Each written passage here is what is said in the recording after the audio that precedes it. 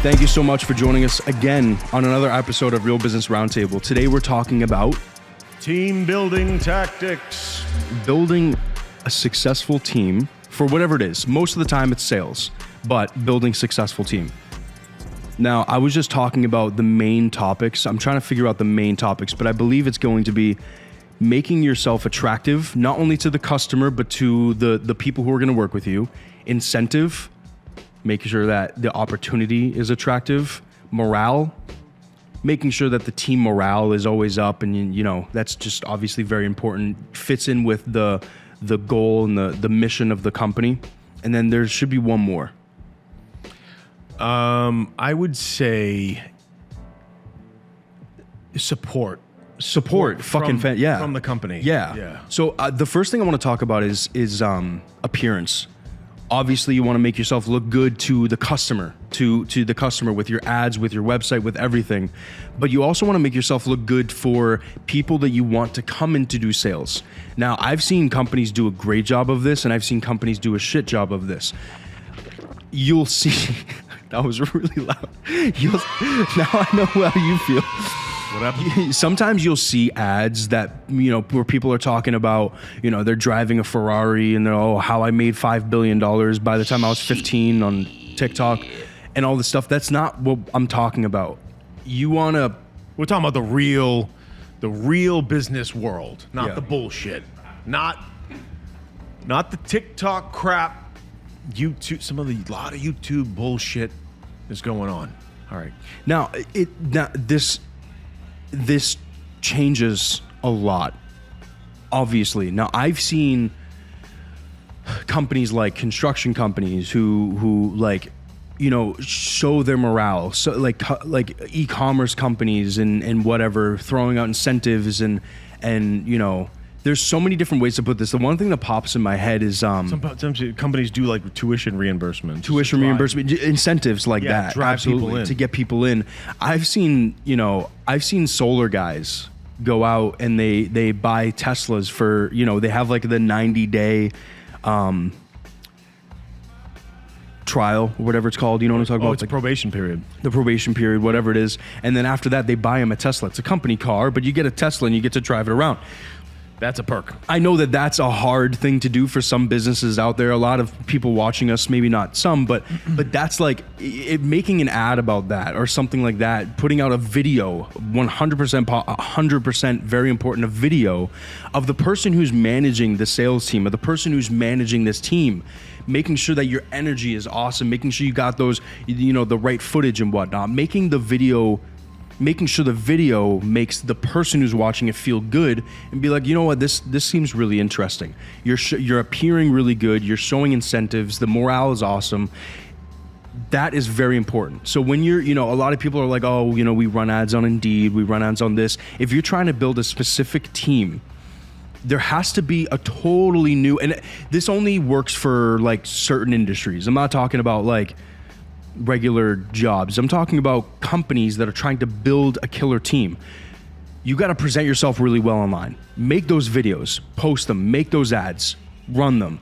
You got to really make sure that you're getting out there with the right look, appearance, and stuff like I had mentioned before. One thing that's super important for team building to be successful is making sure, especially if there's any element of collaboration. Collaboration is multiple people working together to deliver something. If you are getting involved in collaboration with your team, you got to make sure that the personalities are kind of in line with each other, because there's nothing worse than having team members that hate each other. That is the worst situation. You can discover, you know, little things in an interview.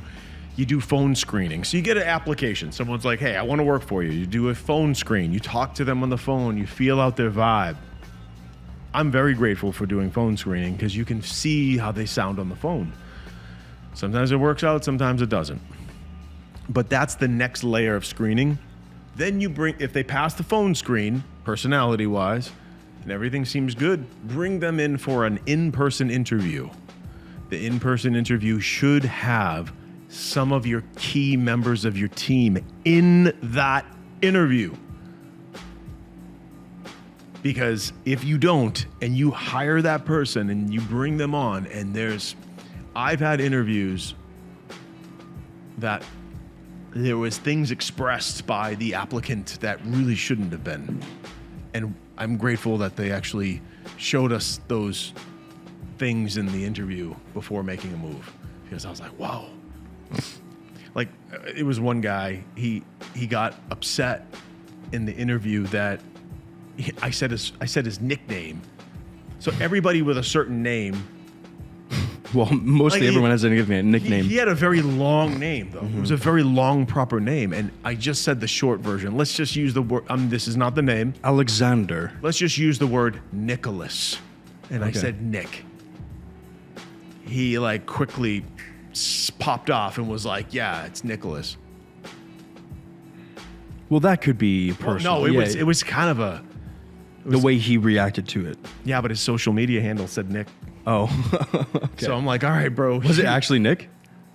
His name was Nicholas on the... Okay, so this is his name, so we're throwing out real names. On the application. No. Oh, okay, this is not his real name. No, okay. He had the nickname on social media. Yeah. I'm giving you an example, and I'm not revealing the real name. But he was like, yeah, it's Nicholas. I was like, dude, you're at a job interview. What? Like, tone down the attitude. What are you doing? So right there, I knew he wouldn't have been a fit for anybody at the company. Yeah, dude. Like, and you know what sucked? His resume was really good. Yeah. His skill set. Hey, sometimes resume doesn't even matter. But his skill set, dude, he had a lot of good elements, and yeah. So we kind of dodged a bullet with that. But in relation to the topic of the show is, we saw an issue with attitude, which could cause an issue with building a good quality team that's productive. Now, I always say there's got to be levels of interviews. They can't just be 1, 2, and done. What I would recommend, especially with a sales team, something where a manager or owner it's involved, which we're going to get to that. Staying involved is very important, but I feel like it's almost good to have 3 interviews: the phone, the in-person with some of your teammates, and the one-on-one. Now, the one-on-one could be swapped out for either second or third, but I kind of like it in the third. They get through the first, they get through the second. Now, the one-on-one, I recommend, and I highly agree that it should be more of a lunch, a coffee, something where it's in public. It's not as intimidating as sitting in front of team members, and get to know that person a little bit more. If you like them and you like the way that they handled the second interview, now this is going to get you more in on their personality. You're going to be able to feel if they're excitable. You're going to be able to feel out all these different characteristics that make up this person to see if it really truly fits within your company, team, or morale. So I wanted to just bring in that one point. A third interview, I think, is very important. And now, morale is where I want to kind of get into. Now, I actually had I kind of half and half consulted for a company recently. I had a long conversation with them about morale and building a team and why it's so important. Let's make up 2 scenarios. You have 3, 4, 5 to 10 sales guys. You have an office with desks and whatnot. It's just every day is the same thing. Every day is the same thing. No one goes in and checks its emails back and forth. It just is what it is. And then you have a sales team in the same office with amenities. You have a manager that's in there that's getting everyone excited. You're motivating people. You're very involved. There's plans for events and whatnot. You got to make sure that morale and excitement is constantly being pumped through this team, because if you find yourself with a team and they're kind of like, they're just blah, like, oh, you're just hitting the phones just because they can, or they're door knocking, or they're doing whatever, they're going to meetings just because it's not. There's no excitement in it unless you build that excitement. As the owner, it is very important to make sure that morale and that excitement stays and it doesn't go away. That's very important. Also, it is important that you don't have too many people on the team. Let's say you need a variety of skills. it's okay to have some overlap, but it's also an issue if you have, let's say, they say too many cooks in the kitchen, too many chiefs or whatever. Yeah. There's an issue when you run into too many of the same exact skill set. Then the next question is are those people on the team carrying their weight? Mm-hmm. To ensure that you avoid issues like this in the interview process when you're building a team, understand their main skill set. Because someone might say, I can do X, Y, Z, and I can wash the dishes. And like, hey, what's your main thing? Like some people might come in and like, I'm mainly a graphic designer, but I can also do some content writing. I have some experience. I've written some, case studies or papers or whatever, white papers. Okay, good. What would you say you lean more towards? They might say, I'm more of a graphic designer. And then you look at their portfolio and you make that judgment. What's super important to build a successful team is making sure that whatever their main thing is does not impact your team in a bad way where someone might feel like, hey, you're stepping on my toes. Now, if you're bringing that person in to provide some relief, whole different story. And it's good to have that person have that skill set. But if you have a team that has a handle on that element, when you bring that new person in, you're going to make sure that they lean towards the thing in the area of your business that needs coverage from a team standpoint. I hope I made sense. No, it's a good point. And it kind of leads me into my next thing, which ties in between morale and it ties into, making sure that the job is getting done and whatnot. It's incentives. So, this could work, or actually, not necessarily incentives yet. Training and whatnot. I guess this actually ties into what I was saying before. So a big thing that keeps people on their toes is even with it could either be a sales team or it can be with any sort of service team or the actual like getting the work done. When it comes to the service part and it comes to someone focusing on a certain aspect within your business, it's important to keep knowledge constantly moving forward. We talked about this before where you want people on your team that are experts in what they do.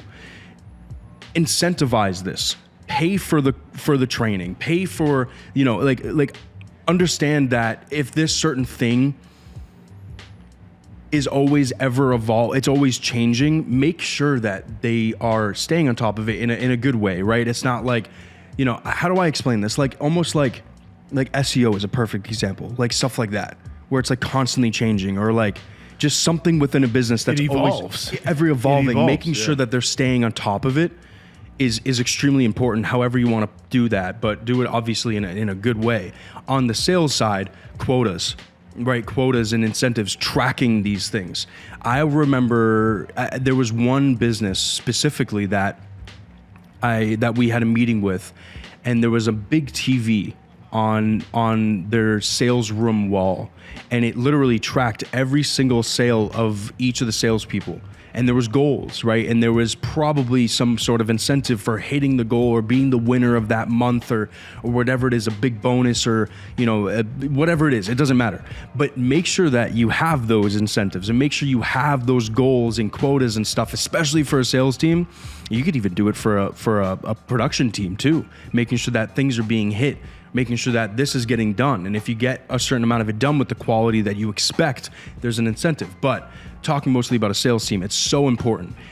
It creates a competition, and if you've vetted the person out properly and they're a competitive person, especially for a sales team, it creates that competition, which in return it's like a friendly game of like who can do more every single month, right? Mm-hmm. Yep. But yeah, challenging each other, creating challenge, creating goals, creating almost like contests within a business where those team members are competing for something, some kind of incentive, where the end result is the company being more efficient, the company being more productive, the company hitting goals. It doesn't have to be sales. It could be production. Say, hey guys, if you get this job done within these timelines, there will be a 20% bonus on whatever, or there'll be this added to your paycheck. Or even there'll be a company event or something that, will treat the team to XYZ. Get everybody on the same team. Have everybody have the same mindset to work towards that goal, whether it be efficiency or numbers or whatnot. The key is to make sure everybody's on the same page and that you don't have any, I guess you could, someone who's not on the team, like not a team player, you should have sniffed them out earlier, but we're not perfect. Shit happens. It's always good to either put that person in a different department or part ways with them. As you know from other shows, I'm not a big fan of booting people out. You can repurpose talent. You can work with them. It's not the thing that I like to go towards first. It's usually like the last thing. If someone might not be a fit, it might be personality, it might be performance, but it's not something I'm a fan of. Just for the record, some people get a thrill off firing people. Most people, I don't get a thrill off that. It's actually kind of heartbreaking, and don't like doing it. But sometimes as a business owner, you got to kind of suck it up and do it. And it's never a good thing unless, let me make a little caveat, unless the person's doing something really messed up. So it might be, that team member might be doing some form of dishonesty, not tolerated. That needs to be taken care of right away. I've had my share of team members that did some dishonest things without me knowing, and I had to kind of fix it. Aside from your team, you as a business owner or an executive or a manager need to provide support. Answer their questions, provide them the tools, check in with them weekly, bi-weekly, monthly, and say, hey, is there anything I can provide you to make your job easier or more productive? Give me feedback. Tell me what I can do for you. And that's especially if there's something going on where you're not hitting your goals. If you're not hitting your goals and that team isn't cranking, well, that means that you got to bring something to the table from a support standpoint as a business owner. Give your team the support. Don't just, hey, yeah, well, it's on you kind of bullshit. You got to, hey, what can I do to help? Now, sometimes that request might be out of line and ridiculous, and sometimes that request might make sense. Sometimes you run into, maybe somebody's not carrying their weight, and they recommend that you hire somebody else. Then you do your cost for goods sold, and you do your math for your business, and you're like, we should be. So sometimes it doesn't add up. So you got to kind of fine tune those things and make sure that it's within line of your business. Because if you just give someone a blank check, hey, what do you want? That's when you are burning cash. There's like almost no reason to be in business. If you have like these big investment deals with these Silicon Valley companies, and you hear the stories about, oh yeah, we're pre-revenue, but we're burning $1 million a month. What the fuck is going on? And why is that okay? Why is that okay? I don't agree with it. I don't agree with any of that bullshit. What's your burn rate? Listen, every business should be profitable. Every business should be doing well. Every business owner should be able to pay themselves. Every business should be able to pay their staff. Every business should have enough money to grow. Those are the adjustments that you make. But to say, oh, we're pre-revenue, we don't make any money, I don't understand that. I don't know if it's a tax strategy where you claim you've got a loss for the first 7 years, some bullshit like that. But to me, at face value, I'm like, that's not something to brag about. That just tells me that your product's there's no market for it. Nobody wants it. Sales is the key. Sales cures all. Cue Mark Cuban. Sales cures all. What were we gonna say? Were you gonna close it out? I was gonna say, just remember, sales is key with any business. Yeah. The last thing I want to add about team is it's really important to have some sort of just have an all-encompassing communication and project tracking, goal-hitting software. It's very important to have something like that keeps people in line, sets the goals. It's just at the end of the day, it's just important. It's pretty self-explanatory on why it's important, but to have something that really works well, something that has a good communication piece to it, ticketing stuff, whatever, all that stuff is really good. Thank you so much for joining us today on Real Business Roundtable. Hope you enjoyed today's episode. Please like, subscribe, turn on post notifications to get notified every single time we post a new episode. Peace out. See you next time.